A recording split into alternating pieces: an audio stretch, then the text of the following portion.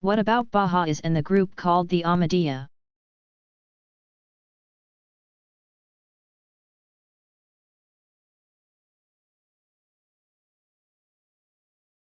In mid-19th century Persia, a faction called the Babis, followers of the Bab, gateway, broke away from Twelver Shi'ism. The Bab had prophesied the coming of a promised Messiah-like figure. A role claimed by a man who called himself Baha'u'llah and claimed the office of prophet. Upon his death in 1892, a follower took up the claim, as did others. According to mainstream Muslim belief, there can be no prophet after Muhammad. So Baha'is are considered non-Muslims. Around the time the Baha'i movement was getting started in Iran, a group formed around a Punjabi named Mirza Ghulam Ahmad, 1835 to 1908, who claimed to be both the Mahdi and Jesus' second coming. Around 1909 the Ahmadiyya, followers of Ahmad, split into two main factions. One claimed their founder was a prophet, thus meriting an official condemnation from Islamic authorities. The other Ahmadiyya faction insisted that Ahmad was only a religious reformer. From 500,000 to 1 million members live in West Africa and Pakistan. Most Muslims today consider Baha'is and Ahmadiyyas non-Muslims.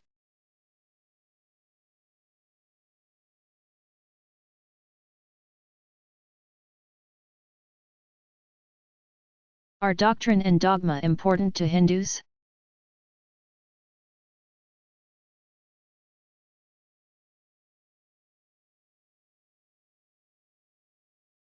Over the centuries many important Hindu philosophers and theologians have devised elaborate and sophisticated systems of thought. Those systems are an attempt to structure essential elements of ancient traditions so as to show their internal logic and consistency.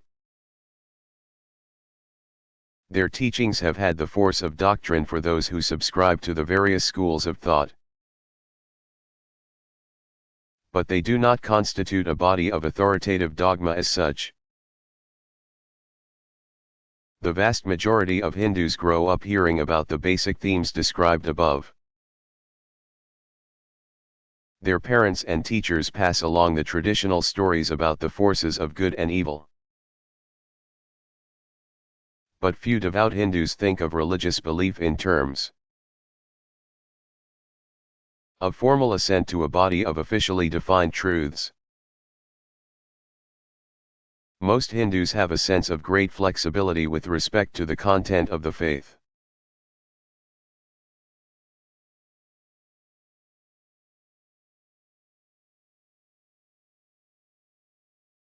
Do Buddhists have a system of religious law?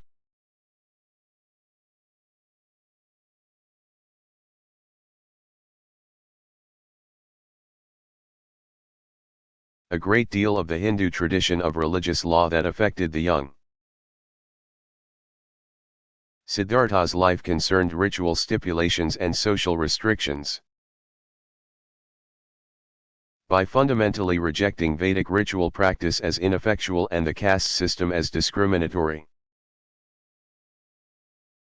the Buddha virtually wiped out at a stroke any need for much of the kind of legislation that is so central to religious systems such as Hinduism, Judaism, and Islam. Buddhist tradition does, however, have its own distinctive regulatory concerns. They have to do mostly with individual conduct. The eight-spoked wheel of the law symbolizes Buddhist ethical teaching in general.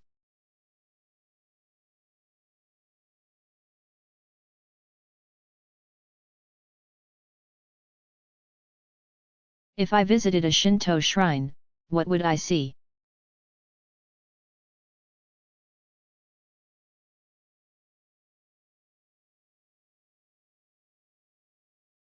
Walk down almost any street in almost any Japanese city or town, and not many blocks along you will notice a simple, unobtrusive torii gate at street side. Turning to your right to look through the gate, you will be surprised to see a small grove of trees in the midst of storefronts and houses. You know from the torii that a Shinto shrine is nearby, but no structure is immediately evident. You walk through the gate and perhaps up a small hill. And as the shrine comes into view amid the trees, you will pass through another torii gate. At the end of the path stands a neighborhood shrine, consisting perhaps of only a single wooden structure. Standing several feet off the ground and too small for a person to enter is the residence of one of the local kami. On the front porch of the shrine, or perhaps alongside the tiny steps that lead up to the porch, there are several small white ceramic foxes, messengers of the deity Inari. Also on the porch just outside the shrine door are small offerings of various kinds, including a little wooden box for donations. Uncounted thousands of these unassuming shrines are quiet testimony to the presence of the divine powers. Larger shrines are naturally fewer in numbers but still abundant, preserving often relatively extensive tracts of forested land in burgs like Tokyo and Kyoto. The great shrines are all the more remarkable. Even in the heart of bustling Tokyo, for example, the high shrine still sits atop a surprisingly high and densely wooded knoll. As you pass under one and another monumental torii along the pathway to the center of shrines like Tokyo's splendid Meiji-jinggu, you will find yourself slowing down and marveling at the beauty of ancient trees. The sheer power of place here is almost overwhelming, enveloping you with a profound sense of the sacred. At the heart of the place are worshippers, perhaps in large numbers depending on the day, approaching the outer building of the sanctuary to pray and make their offerings. If your timing is right, you might witness formal ceremonies of blessing or priestly offering. Shinto shrines do not present the kind of public face that Japan's numerous Buddhist temples show. Shinto's miniature and not so miniature holy forests are vivid reminders of the need to acknowledge the sanctity of nature, especially when the hunger for expediency and immediate gratification compromises reflection.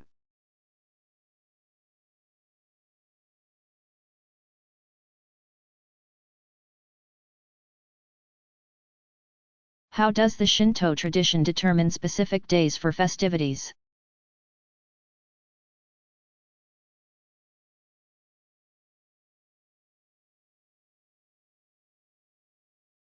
Carrying on the Chinese custom, Shinto tradition has designated certain days each month auspicious and certain others inauspicious for religious celebrations. The days most favored include the 4 each lunar month that correspond with the new and full moons,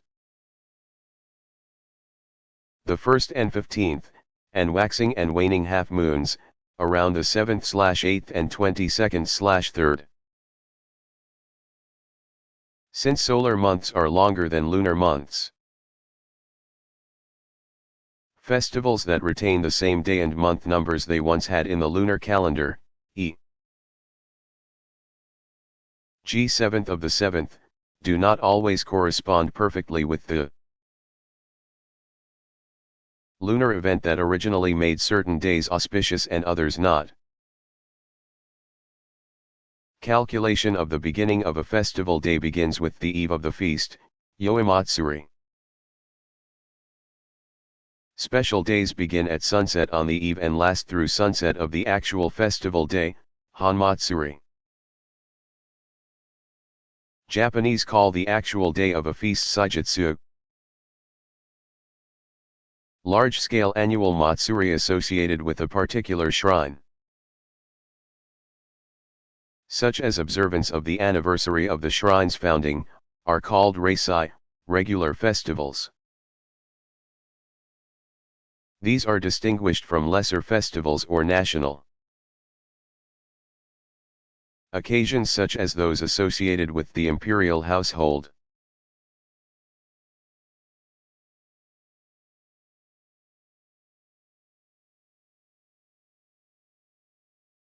What is the Daoist Celestial Masters School and why is it important?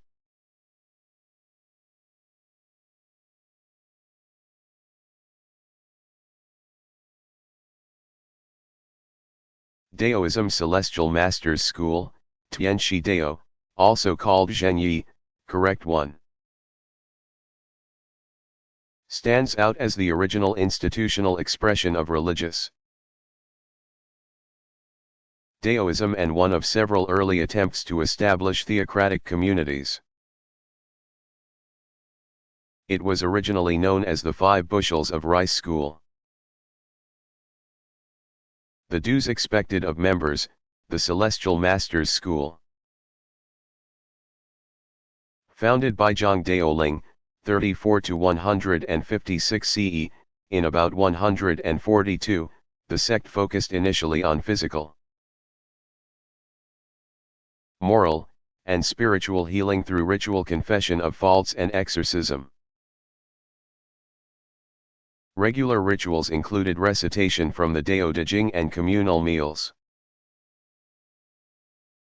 with special feasts 3 times annually to acknowledge the 3 celestial bureaucracies overseeing heaven, earth, and water.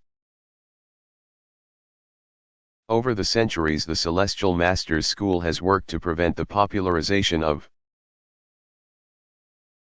religious rituals by attempting to maintain standards in the training of ritual specialists. 2 main divisions, the Southern and Northern schools, developed more or less independently and then merged around the 14th century. After losing ground to various other schools for many centuries, the school has risen to prominence in modern times and now generally dominates the formal practice of Daoism and its rituals. The school is represented officially by the 63rd master who lives in exile in Taiwan.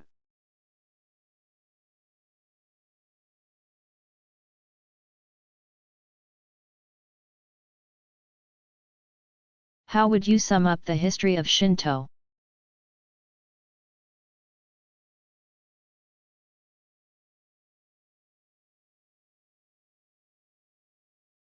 Beliefs now associated with the religious tradition called Shinto originated long before anyone ever referred to them as the way of the kami. Archaeological evidence points to various forms of nature worship, ancestor veneration, shamanistic rituals, and animistic beliefs in an agricultural society during the Neolithic, 7000 to 250 BCE, and Bronze Iron, 250 BCE 100 CE, ages. Primitive shrines dedicated to the community or clan. Deities called Ujigami appeared between 100 and 552 CE. Sometime in the later 6th century CE, after the arrival of Butsudo or the Way of the Buddha, Japanese distinguished indigenous beliefs from the imported tradition by inventing a name for it. During the Nara period, 710 to 94, the Nakatomi clan served as priests of a nascent imperial Shinto whose earliest major shrines were those of Ise and Izumo. By 737 Shinto shrines numbered over 3,000, 1 in 4 enjoying direct government support. The Fujiwara clan founded the important Kasuga shrine in Nara, the first capital. Kasuga was destined to play a critical role in the development of a hybrid of Buddhism and Shinto through its relationship with the nearby Buddhist temple of Todaiji. Throughout the Heian period 794-1185, with the capital newly established at Kyoto, Shinto's fortunes were intimately bound up with developments in Buddhism. Theologians on both sides devised theories designed to fit the two belief systems together, thereby inventing dual Shinto, a blend of both. The Kamakura period, 1185 to 1333, witnessed the rise of feudal lords, daimyo, and a samurai warrior caste under a shogun. Throne Field Marshal, of the Minamoto family, which had toppled the Fujiwara clan. The samurai code, Bushido, was a blend of Confucian aristocratic conservatism, Buddhist mental discipline, and Shinto patriotism. Under the Minamoto, the two chief kami were Sugawara Michizane, patron of literary and social concerns, and Hachiman, kami of war. Shinto grew as a popular religious tradition during the Muromachi/Ashikaga period. 1333 to 1568, the first name referring to the capital outside Kyoto and the second to the clan in power. With imperial patronage of pilgrimage to Ise Shrine. Pre- and early modern developments during the Momoyama/Azuchi, 1568 to 1615, and Edo/Tokugawa periods. 1615 to 1867, included Shinto's steady ascendancy over Buddhism and identification with the political power of dictatorial shoguns. 18th and 19th century Japanese isolationism went hand in hand with attempts to rid Shinto of foreign elements. That culminated in the Meiji Reform, ushering in the modern period.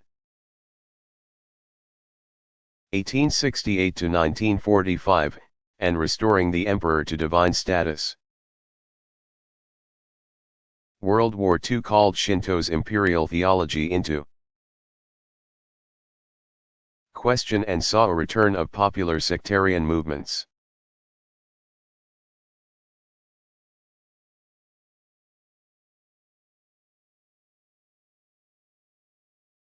When and where did Judaism begin? Was it founded by an individual person?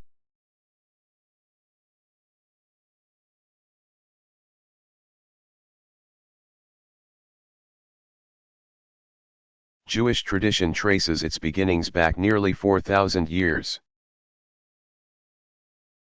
Abraham is the key figure here.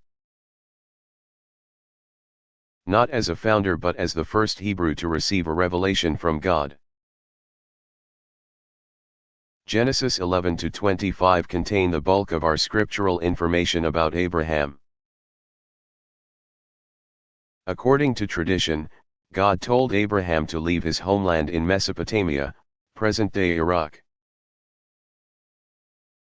Trusting completely in God, the patriarch was to travel where God would lead him. As Abraham journeyed across the central Middle East from Mesopotamia to Egypt and back to what is now southern Israel, he and his son Isaac lay the foundations of a monotheistic tradition. Abraham's grandson Jacob sired the 12 sons who would bestow their names on the original 12 tribes. The second half of Genesis recounts their stories. But the appearance of Moses, beginning with the story of his being adopted by Pharaoh, marks another major turning point. Moses lived probably toward the end of the third quarter of the second millennium BCE, about 1300 BCE. His story occupies a larger portion of the Jewish scriptures than any other single figure. Stretching from the beginning of Exodus to the end of Deuteronomy.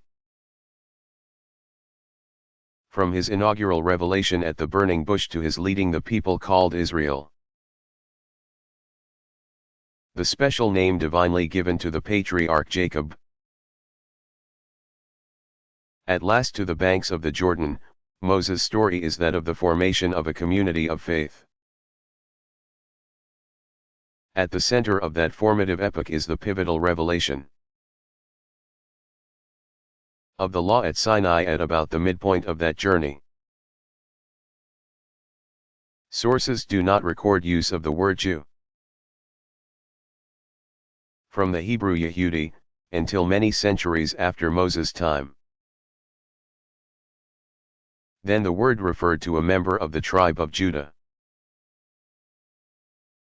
which in turn had given its name to the region called Judea.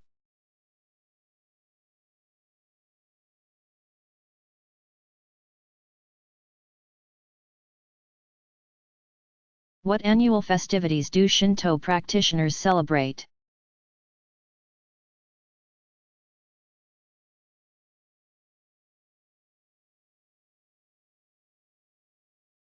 Five seasonal days, Gozaku, celebrate simple but essential blessings.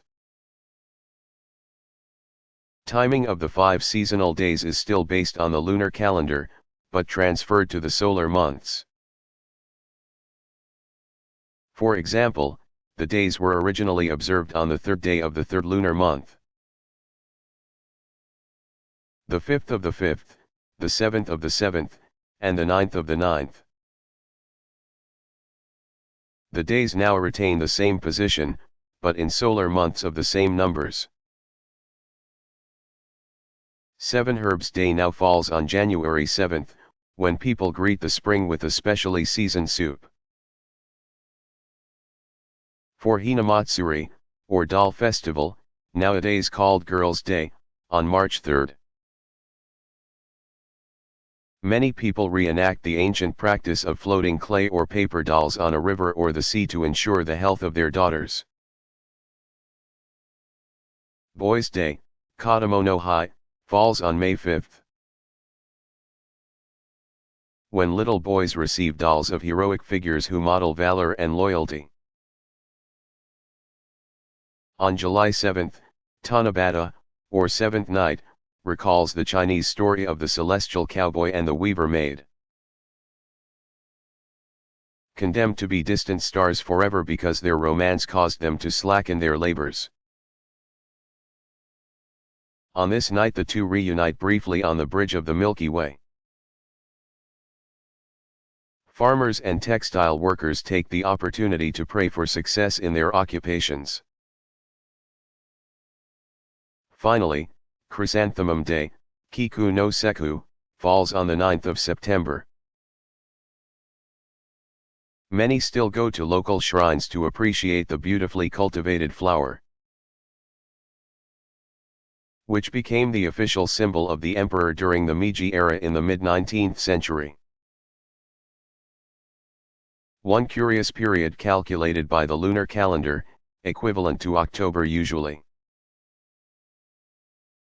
sees all shrines sending off their kami to the Izumo Taisha,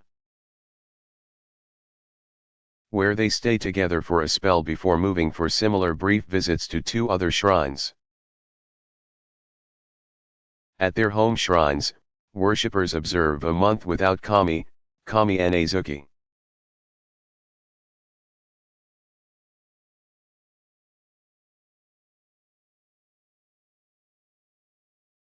What are some of the other days Shinto practitioners celebrate?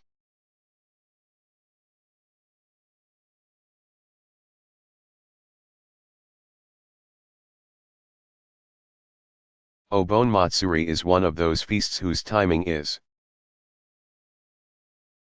determined by adding a solar month to the lunar reckoning. Hence a feast formerly celebrated during the middle, i.e., full moon, of the 7th month now occurs during the middle of August, the 8th. On November 23 and 24 falls the New Food Festival, Nii name Sai. Acting as high priest, the emperor himself leads the ceremonies. When a newly enthroned emperor presides, the feast is called Great Food Festival. Daja Sai, and the ritual seals and formalizes the new ruler's accession.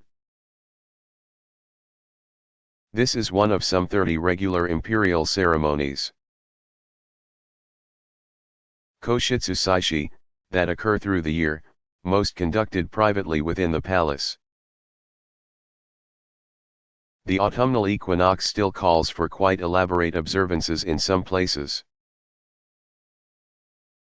Suwa Shrine in Nagasaki, for example, holds its annual Okankai for 3 full rousing days and nights, involving a full range of activities, from raucous processions to solemn pre-dawn purifications conducted in almost total silence. The festival engages large numbers of worshippers actively. Festivities begin and end with more private rituals designed to bring the kami into the ceremony and see them back to their places of repose. Some ceremonies occur often but on a more ad hoc basis than the regularly scheduled festivals. Nearly every new architectural venture occasions special religiously inspired observances. Earth sanctification, Jichinsai, is a ritual of deist origin conducted by a Shinto priest to prepare the ground for new construction. Participants call on the kami of the place for protection. These ceremonies are roughly analogous to the American practice of hoisting a small evergreen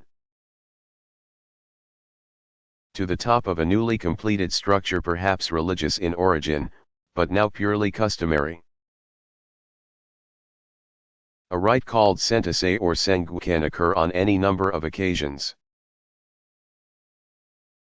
In the ritual, a kami is relocated, either permanently to a new shrine or temporarily, such as during repairs,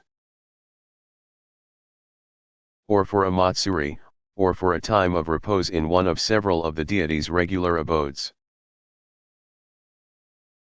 In the case of Ise Shrine, for example, the ceremony happens every 20 years.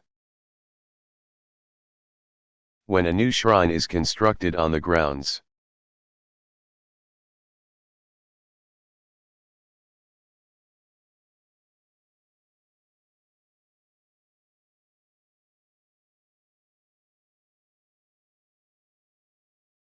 What is the shape and purpose of religious law?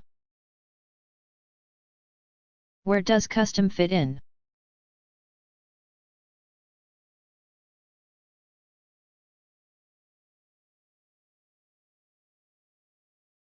in its most basic forms, religious law consists of whatever strictures and sanctions a tradition's sacred texts call for. Many traditions that have not developed centralized authority structures strive for the simplicity of this kind of normative scriptural orientation.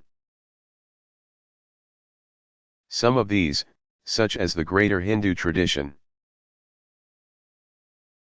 eventually include in the general category of sacred text a variety of documents of a distinctly legal character. A large number of other religious communities develop the equivalent of charters, constitutions, or bylaws to which they can appeal for clarification in the event that the scriptural text either does not address a particular issue at all or offers only ambiguous answers.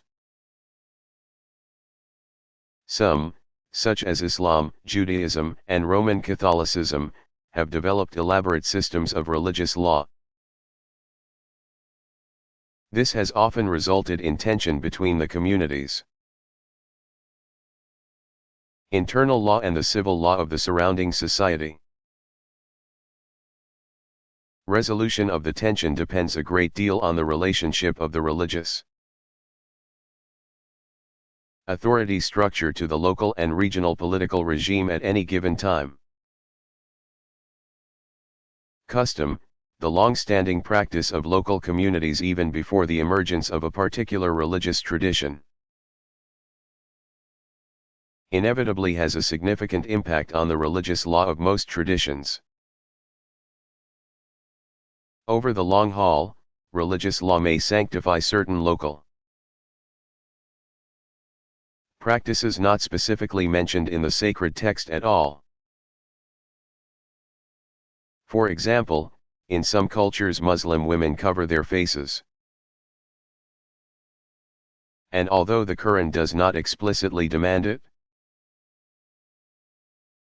many Muslims will insist that it is a religious requirement. Sometimes local custom simply replaces older, even scripturally based, practices. Roman Catholic women in the United States once covered their heads in church, following a specific scriptural text, but this is no longer customary.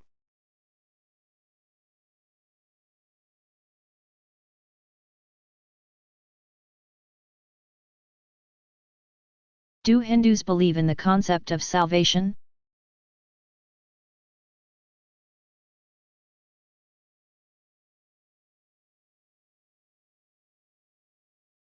Most Hindus prefer the way of devotion because it is so concrete and personal. Bhakti offers the assurance of divine aid in all of life's difficulties, as well as cause for rejoicing in better times. Seekers who choose any of the classical spiritual paths are aware that human beings are ever in need of help from sources beyond themselves. But the notion of salvation assisted by divine grace is especially strong in popular theistic or devotional Hinduism. Even in the denominations that teach a modified form of predestination, such as those of Madhva and Vallabha, grace is a central feature of bhakti, since the human soul is, so to speak, naturally divine. Grace is the power that refreshes and renews the soul in its original state. Hindus, like members of various other major traditions, have held differing views as to how divine grace works. A particularly vivid pair of images characterizes one view as that of the cat school, another that of the monkey school. According to the cat school, divine grace is all-sufficient and does not depend at all on human action. Mother cats carry their kittens around by picking them up with their teeth. According to the monkey school, human beings must cooperate in the saving action of divine grace. Mother monkeys rescue their babies from danger, but the baby first climbs aboard and holds tight.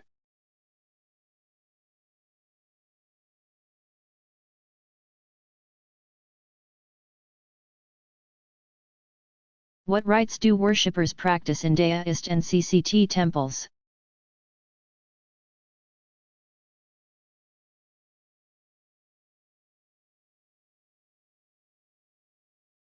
One of the most important and easily observable temple rituals involves the offering of incense.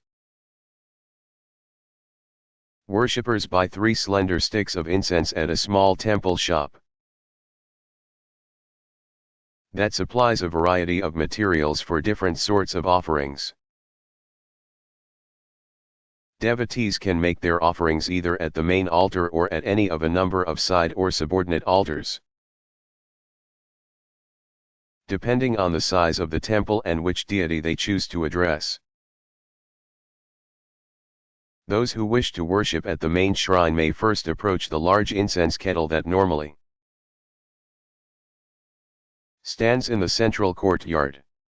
Igniting their incense sticks, they hold them upright between folded hands.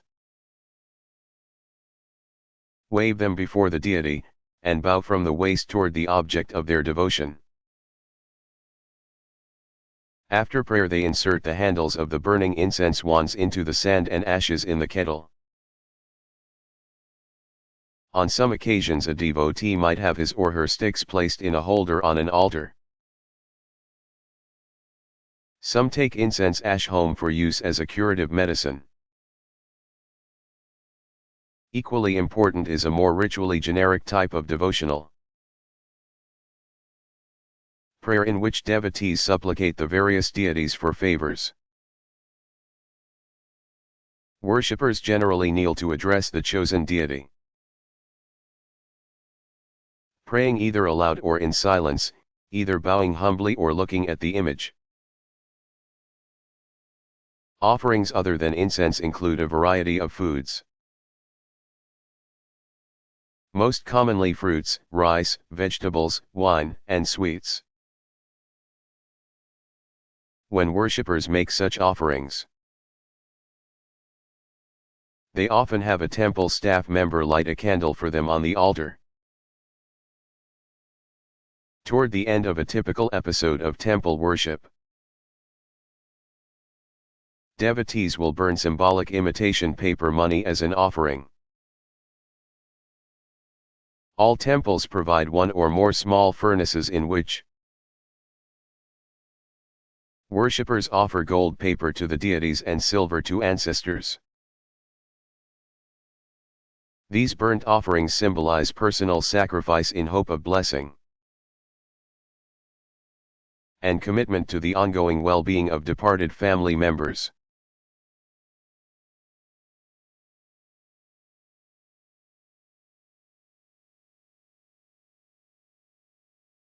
Is there such a thing as a Jewish saint?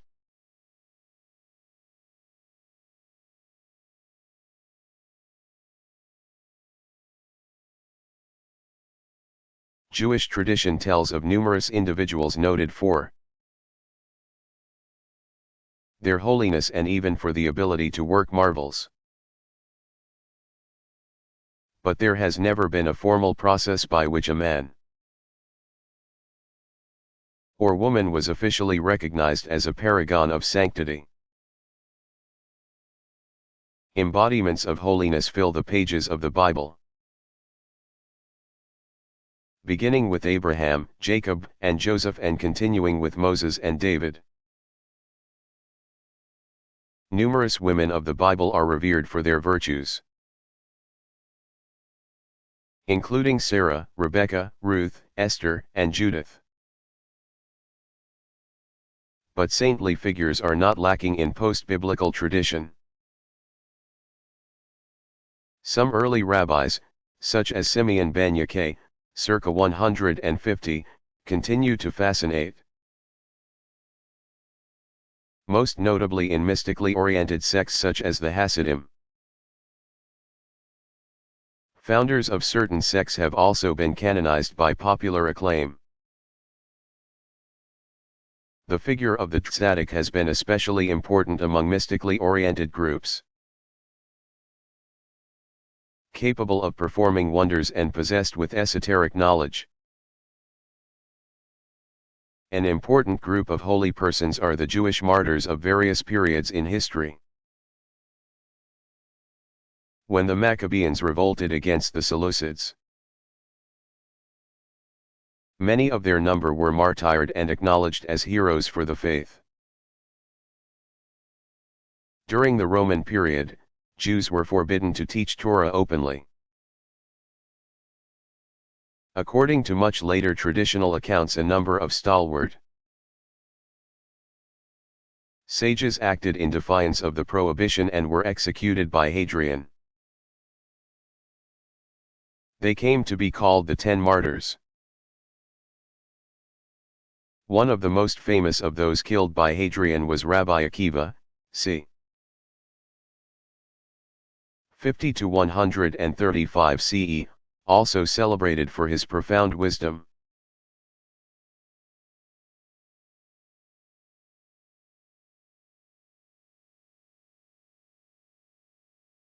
Are music and dance important in Islamic religious ritual?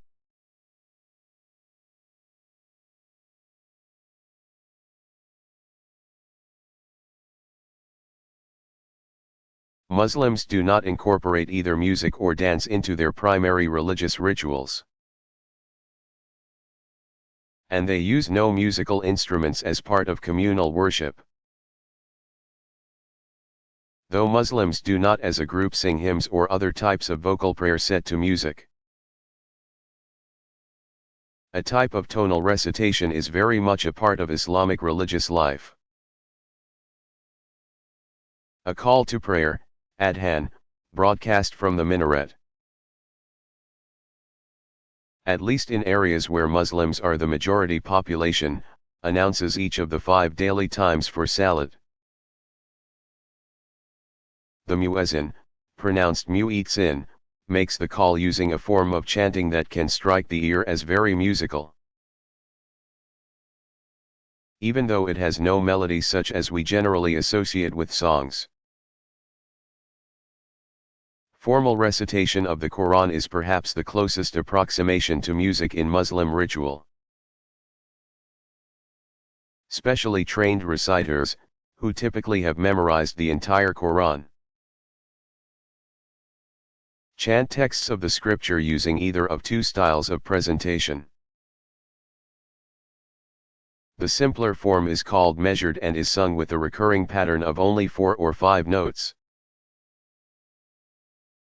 A more ornate form, called embellished, uses a much wider tonal range. Proceeds much more slowly, and punctuates the text with dramatic silences. Such recitation can be part of any religious observance in any venue. Outside of primary ritual contexts, Muslims all over the world have set religious themes and sentiments to music in countless local and regional styles and languages. Muslim musicians and singers across the globe are now producing devotional music for mass market consumption. From Morocco to Indonesia, tapes and CDs filled with contemporary musical interpretations of classical texts and prayers are becoming increasingly popular. Dancing often accompanies popular musical performances, especially those associated with the feasts of local holy persons.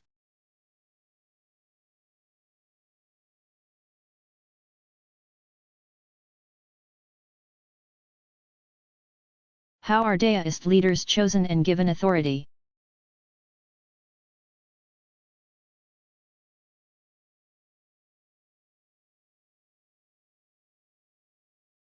Traditional Daist priesthood has long been a hereditary occupation,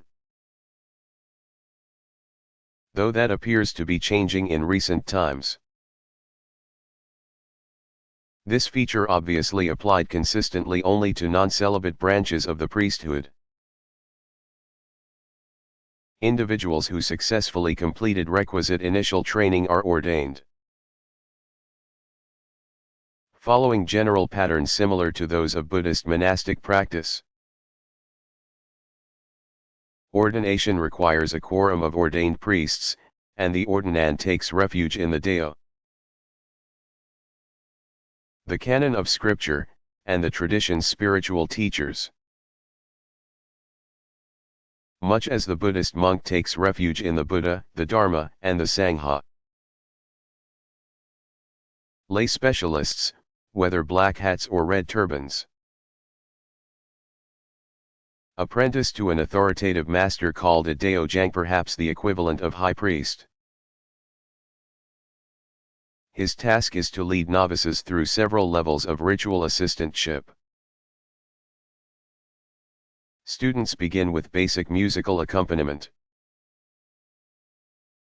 Learn to watch over the incense burners, and lead group prayers. More difficult training includes learning to chant and memorizing often intricate rubrics. Ritual movements. After learning to copy sacred texts and write talismans calligraphically, aspirants are ready to lead ritual.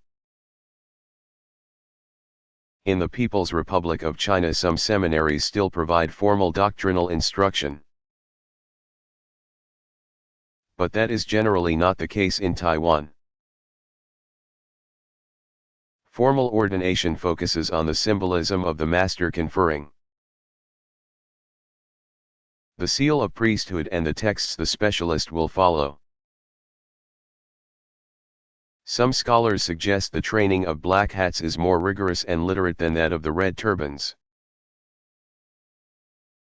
who tend to serve less official, more popular functions and have much in common with the shamans of old.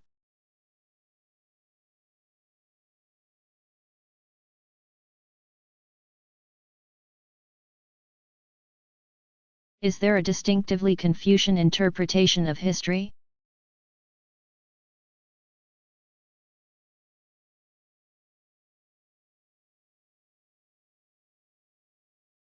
Confucius refused to think of himself as an innovator. Any individual bent on inventing his own system of thought was doomed to failure. So interdependent are we humans. His task, he believed, was what he called the renewal of antiquity. His first step was to translate his knowledge of tradition into clearly articulated principles, so that he could intelligently sort out the best of the past. Confucius discerned in the drift of history a serious problem of societal entropy, the tendency to let things unravel. Looking back to the legendary founders of Chinese society, Confucius believed the first major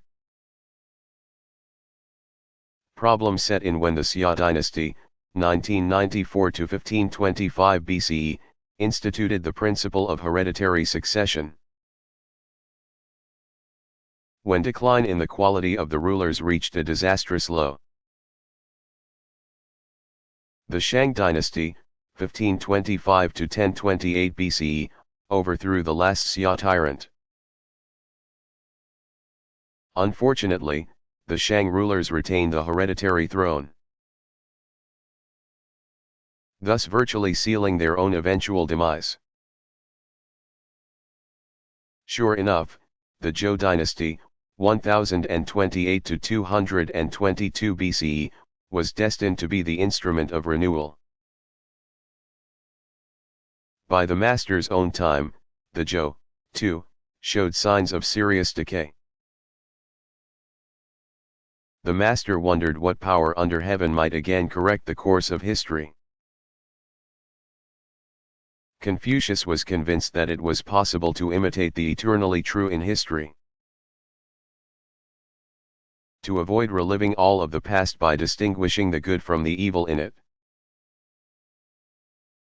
True authority arose out of the ability to blend the ancient with the new. And only through learning could a leader assimilate the eternally true to changing needs. Beginning with politics and ethics, Confucius set out to contribute to the renewal of antiquity.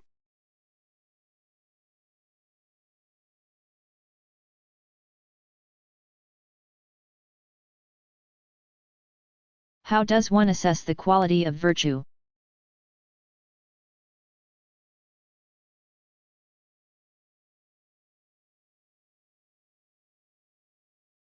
The ethical barometer is a faculty called kokoro, a term that suggests a union of mind and heart. What some traditions call purity of heart, Shinto tradition calls brightness, sime. Purified of all ill intent, the mind and heart are illumined through intimacy with the divine. Individuals do not evaluate their actions in terms of whether they will reap reward or suffer punishment as a consequence.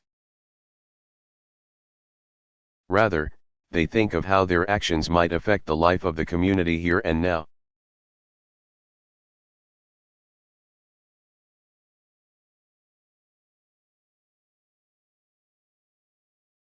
Who was the monk Isai?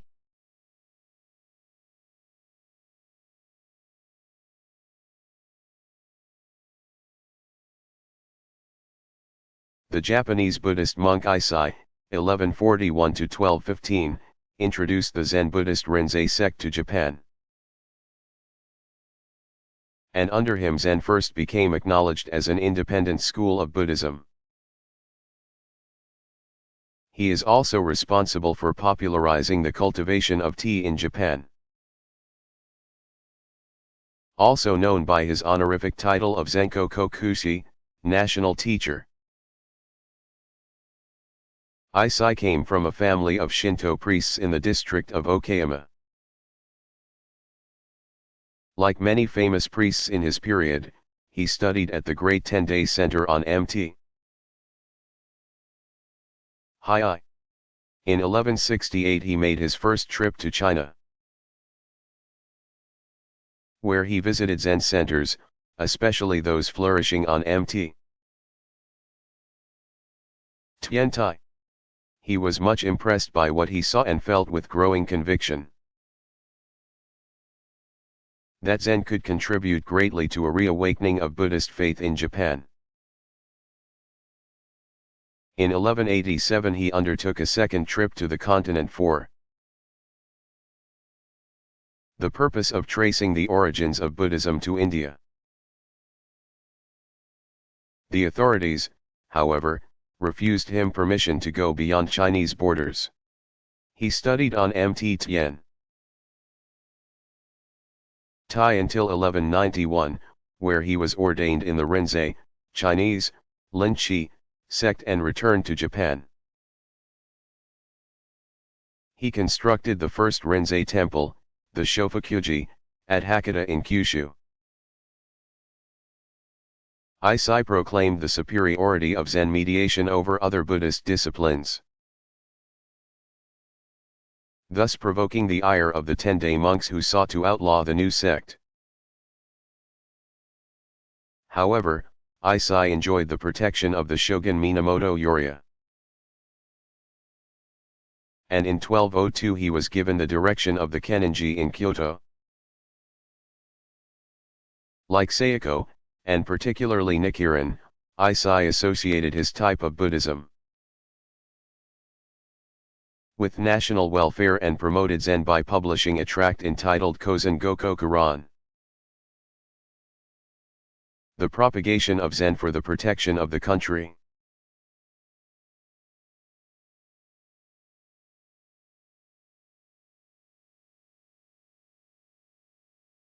Have Muslims traditionally sent out missionaries to convert others?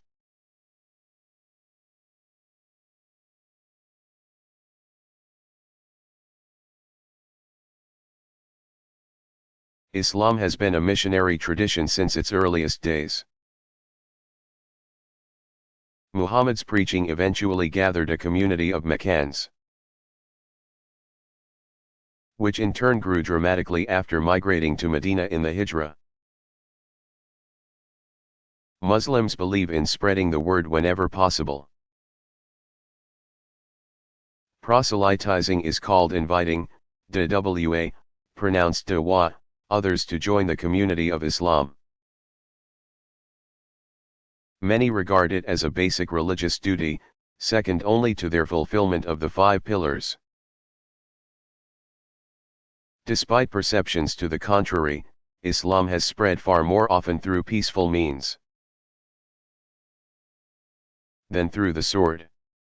Among the earliest dedicated missionaries were Sufis who traveled with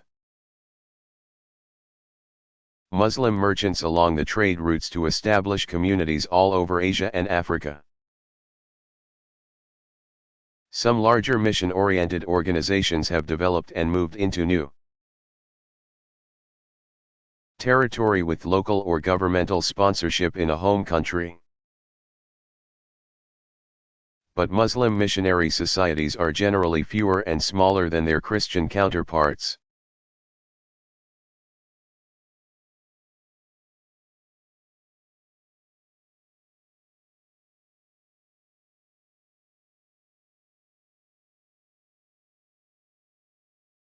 What is a bishop? Do all Christian churches have them?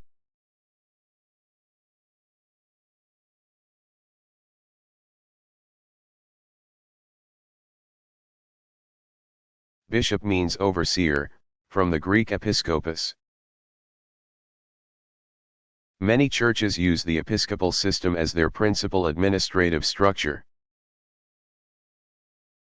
Among the churches for which episcopal succession represents an unbroken connection back to the apostles, the first bishops are the Catholic, the Orthodox, and the Anglican. Catholic bishops confer as a global body by sending representatives to occasional synods in Rome,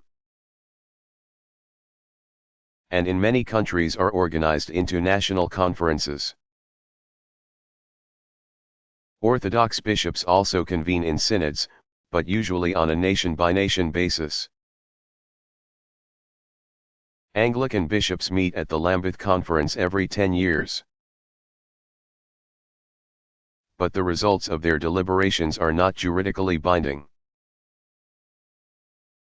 Many of the Methodist churches also have bishops, and there are Lutheran bishops as well. Some smaller churches, such as those in Holiness or Assembly of God traditions,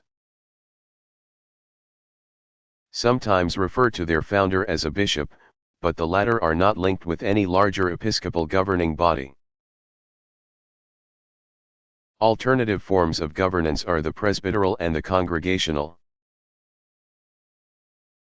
Presbyterian churches are governed by a body called the session, elected by the congregation and consisting of ordained clerical and lay presbyters or elders. Local churches join together in a presbytery, and regional presbyteries, never fewer than 3, in turn form a synod. Presbyteries also elect members of an overall body called the General Assembly. The congregational structure maintains the complete independence of each local community. But most churches that employ the structure nevertheless come together in national conventions or synods. Baptist churches and those forming the United Church of Christ use this general structure of governance.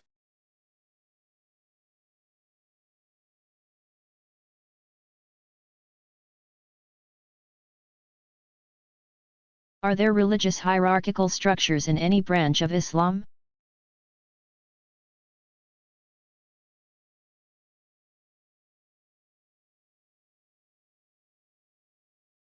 Sunni Muslims constitute the vast majority of Islam's global membership. Since the generation that succeeded Muhammad, the dominant ideal of governance has been that a leader should be first among equals. Centuries of caliphal splendor might persuade a student of history that a type of monarchy was the preferred form of Islamic governance. In practice, many of the most powerful Muslim rulers over the centuries have at least tried to call the shots religiously as well as politically. Nevertheless, Sunni Islam has never evolved quite the kind of hierarchical structure found, for example, in Roman Catholicism. Muslim authority structures in various countries and regions often take the form of councils of religious or legal scholars, or of imams. In practice, Jurisdiction in matters of religious law and discipline is limited generally to the confines of modern nation-states. Following a very different model, the largest branch of Shia Islam, Twelver or Imami Shi'ism, has evolved a much more centralized authority structure. As a result of the Iranian Revolution of 1979, the Ayatollah Khomeini and his followers sought to replace a monarchy with a theocracy.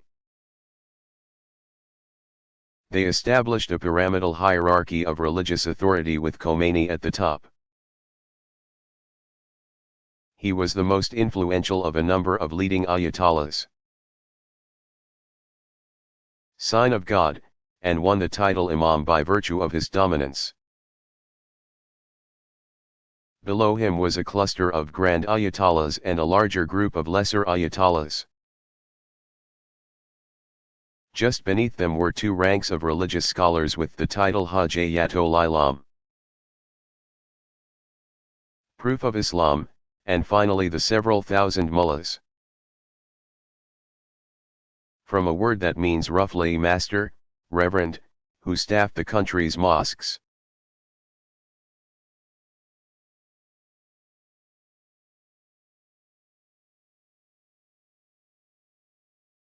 Is there a Christian creed?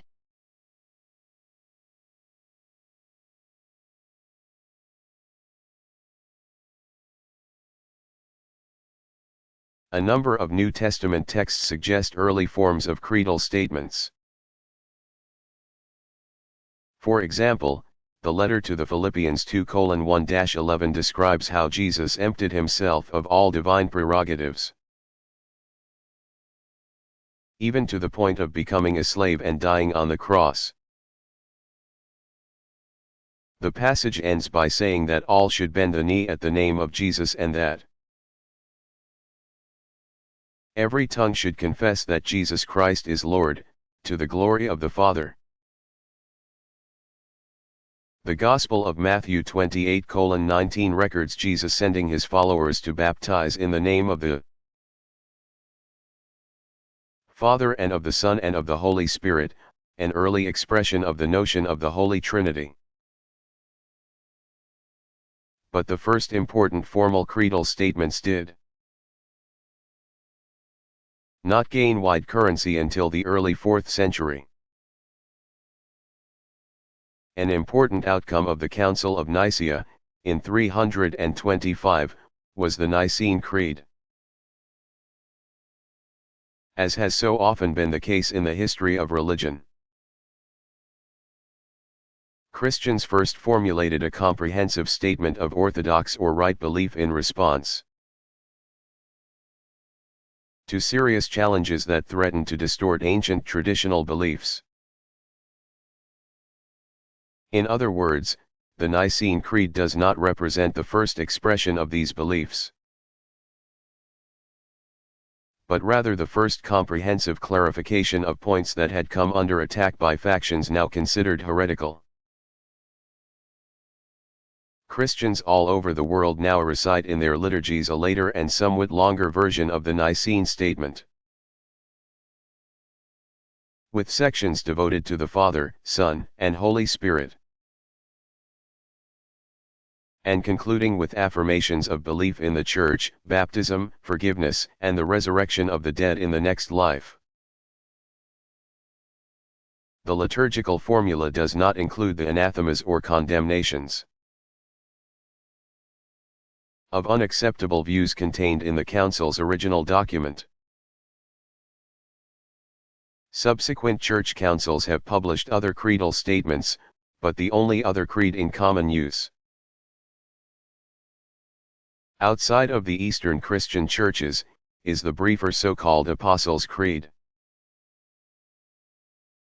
earlier versions of which seem to have come into common use around the 4th century.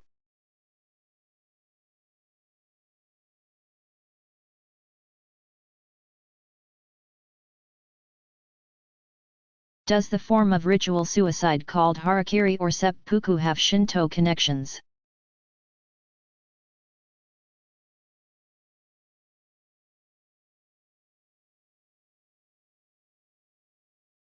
Ritual suicide has sometimes been associated with Shinto by way of the samurai code of honor. The principle behind taking one's life has been that one can be cleansed of shame incurred through bad judgment or ill will by means of suicide. Harakiri means literally belly cutting. A grim ritual in which the subject disembowels himself with a short blade while kneeling. His second then dispatches the subject by decapitating him with the longer samurai sword. There have been few publicized instances of the ritual. Also called by the preferred and more polite term seppuku, in recent times. Surely the most famous such act was that of celebrated novelist Yukio Mishima. In 1970. Most people no longer consider ritual suicide in any way laudable or virtuous and certainly do not think of it as part of Shinto religious belief.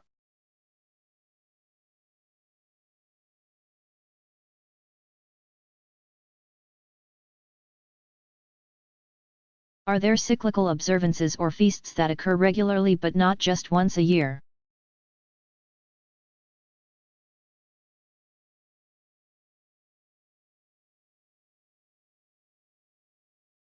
During each lunar month, many Buddhists observe 4 special moon days called Aposatha. These are the full moon and new moon days, and days midway between them, or the 1st, 8th, 15th, and 23rd of the month.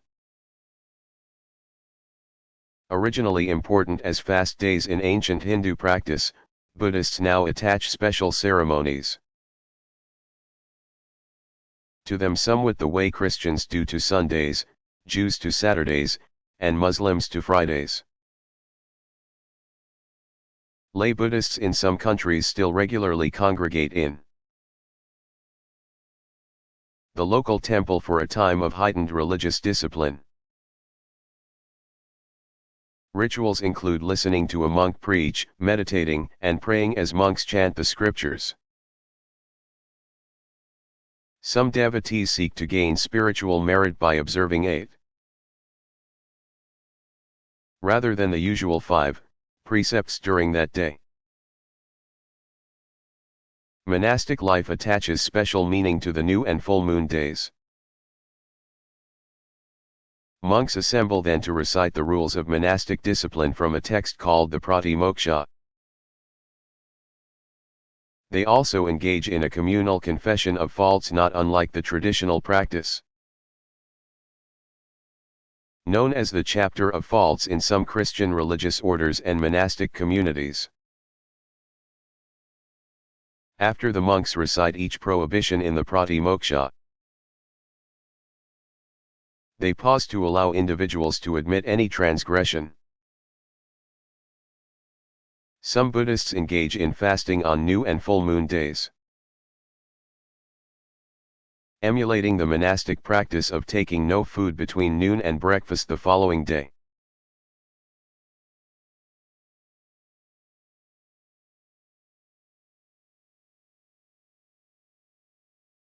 What's the difference between an amulet and a talisman?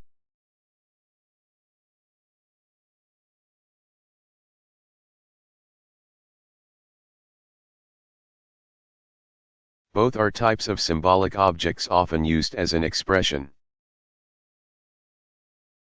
of popular beliefs that have acquired religious associations. They help their owners manage different kinds of spiritual power. Amulets protect a person from negative or malevolent forces, and talismans in effect attract positive energies. Believers in many traditions carry objects of this kind on their persons or affix them to their homes or vehicles. 4-leaf clovers and rabbit's feet are common non-religious talismans that promise good fortune and images of a large eye are popular examples of non-religious amulets designed to protect the bearer from the evil eye. Explicitly religious talismans use sacred texts or images, as when Catholics bury a statue of St. Joseph in the front yard in hopes of selling their house quickly. The Jewish mezuzah and Christian scapular medals are examples of objects that can have properties of both amulet and talisman.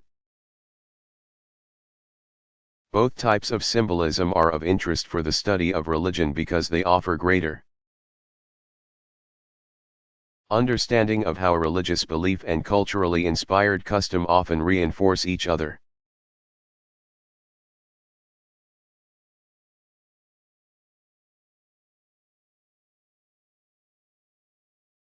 Is there such a thing as Shinto art or aesthetic?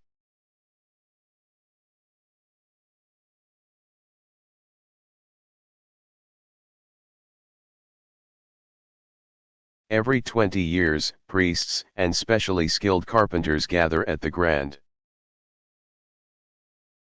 Shrine at ISE for a ritual that says a lot about Shinto artistic sensibilities. They construct a new inner shrine on a plot left vacant for the previous 20 years. Then they dismantle the older shrine separated by only a small partition and leave its space empty until it is time to rebuild there. The carpenters use only the finest cypress, fashioned with the simplest of tools,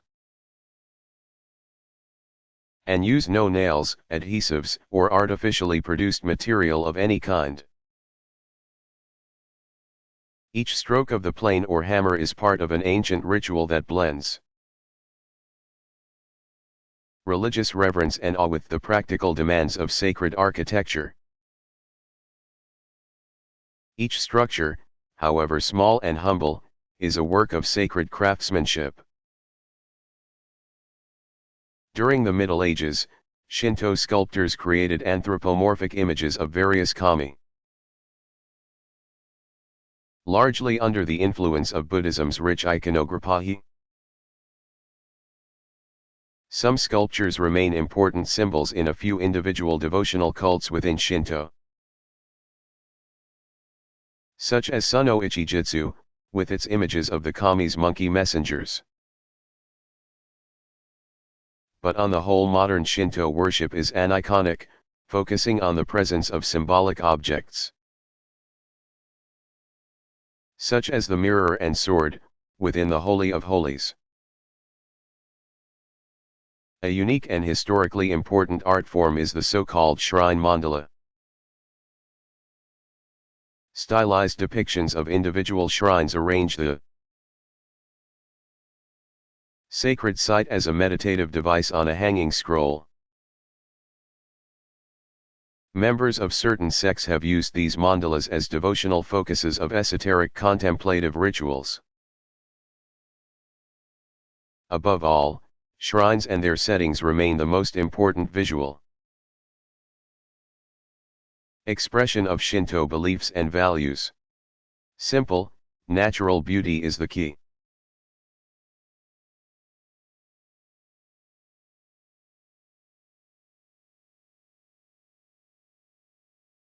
Are there any organizations that have their own distinctive structures within Daoism?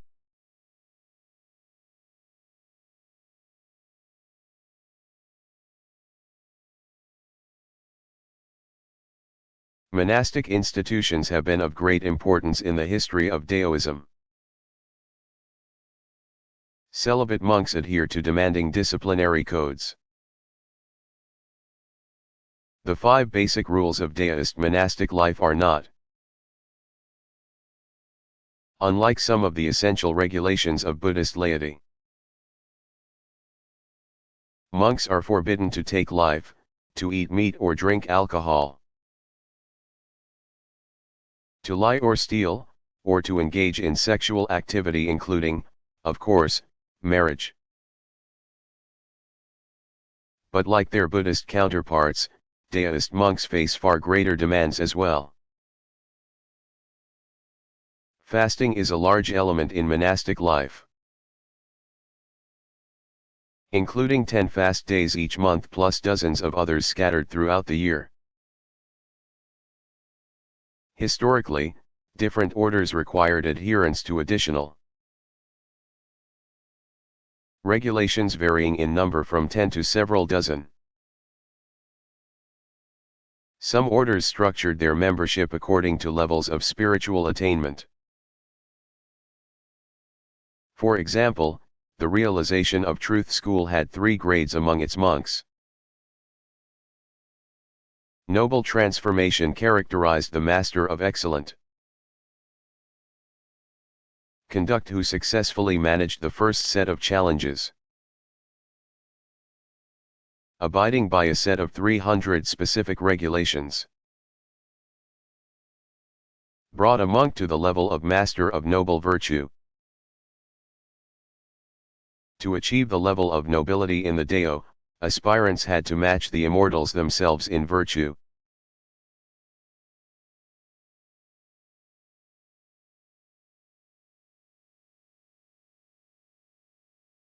What are some clues to understanding Daoist and CCT images?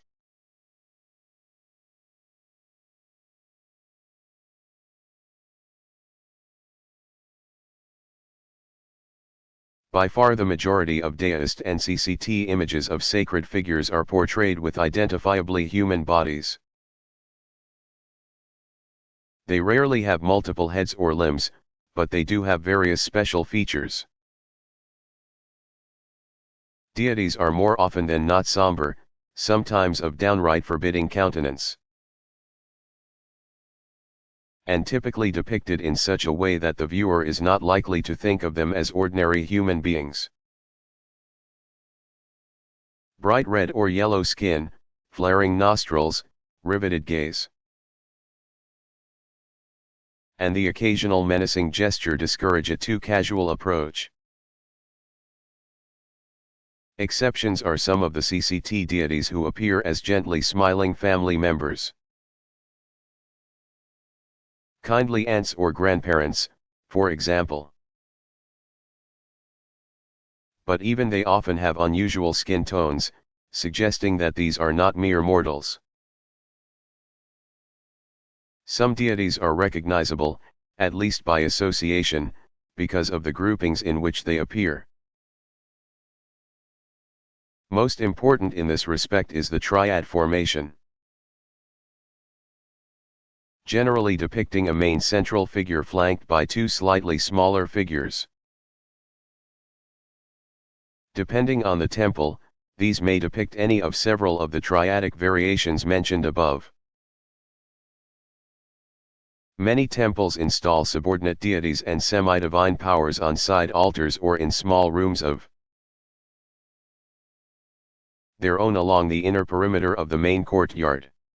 Each deity has his or her distinguishing characteristics, but one generally finds fewer clear iconographic clues here than in Hindu or Buddhist art.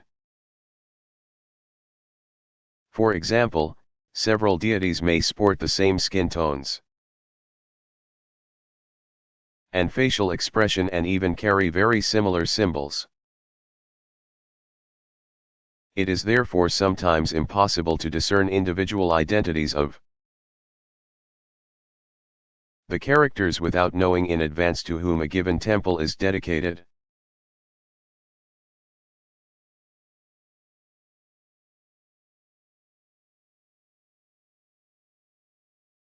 What do Christians believe about God?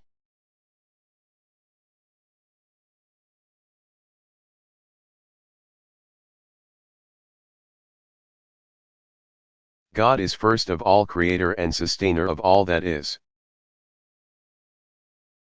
Lord of time as well as eternity. This supreme being is ceaselessly active in human history, beginning with the divine labor of fashioning the universe. God has provided ongoing guidance and deliverance for all who believe in providence. Christians, like so many other religious people across the globe, sometimes have difficulty reconciling their belief in a God who is good and just with the undeniable evidence of cosmic evil and injustice.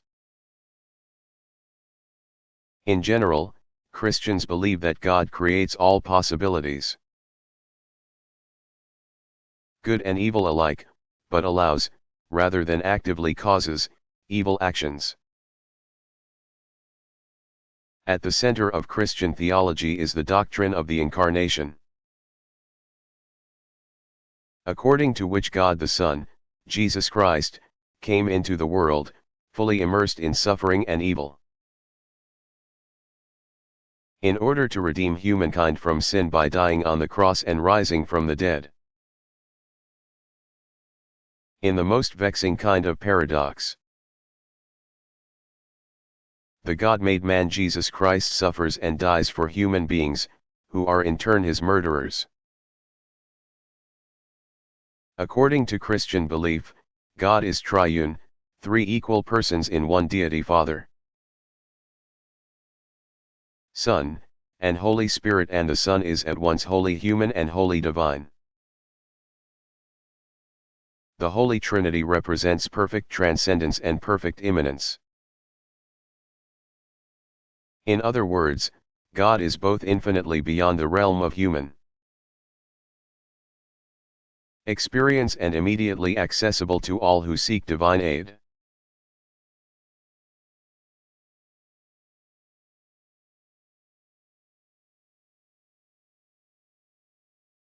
What is a holy city and how do cities become holy?